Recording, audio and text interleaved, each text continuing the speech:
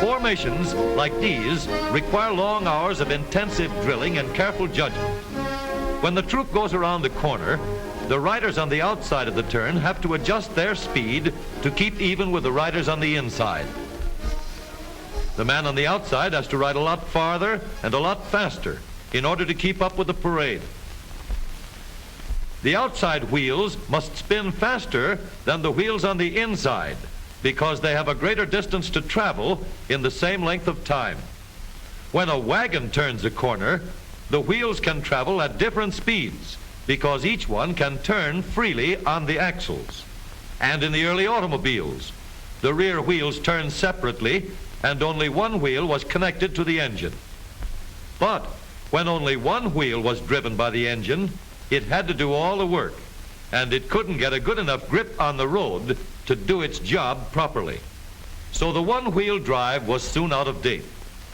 But if two wheels are locked on an axle so that they are not free to turn separately, one or the other has to slide. So engineers had to find a way to connect both rear wheels to the engine without sliding and slipping on turns. The device which makes this possible is a part of the rear axle. It is called the differential because it can drive the rear wheels at different speeds. The differential looks complicated, but once we understand its principle, it is amazingly simple. These two wheels are mounted on separate axles and supported by a frame so that they can revolve freely at different speeds. Let's fasten a spoke on the inner end of each axle so that by turning the spokes, we can turn each wheel separately. With a bar or crosspiece, we can turn both wheels in the same direction at the same rate of speed. Let's get something to hold this bar in place so that it will press against the spokes. Notice that this support is not locked to the axle. It turns freely. Now we can spin the wheels by rotating the support. This is fine as long as both wheels are able to turn at the same speed. But let's see what happens when we go around the corner. With this arrangement, we cannot drive one wheel faster than the other. And if we stop one wheel, the other wheel won't budge. Let's put this bar on a pivot so that it can swing in either direction.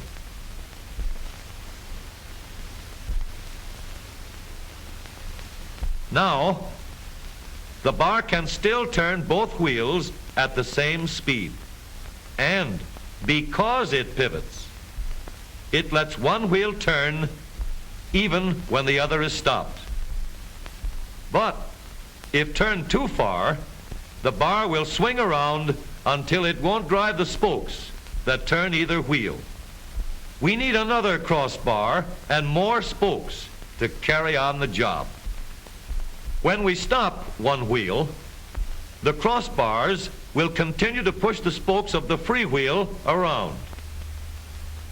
As long as both wheels are free to turn, the bars do not swing on their pivot and the wheels move at the same speed. Now we have the working principles of a differential. To adapt the model for use in an automobile, we will have to make a few changes. In order to reduce the jerky action caused by wide spaces between the spokes, we will put in more spokes. Further filling in the spaces between the spokes gives steadier, more continuous action, and changing the shape gives firm, constant contact.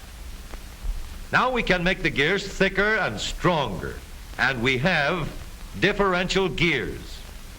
The edges are cut so that they will fit together more smoothly and silently, and another gear is added to share the work of driving the axles. The principle is the same. In order to turn the support and drive the wheels, we can fasten a large gear here, connected by a smaller gear to a source of power.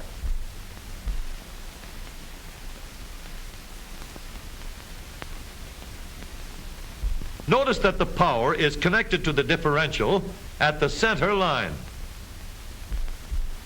We can make our model more compact by moving the gears closer together. When we put our differential in an automobile, we have to leave room for the drive shaft, which carries the power from the engine. We may build the floor of the car above the drive shaft. But if we do, we won't have much room inside unless we make the top of the car high too. Of course, we could lower the floor and ceiling, but the drive shaft would be higher than the floor. This would have disadvantages. A shaft in the middle of the floor of an automobile would be inconvenient for passengers and would be awkward for carrying luggage.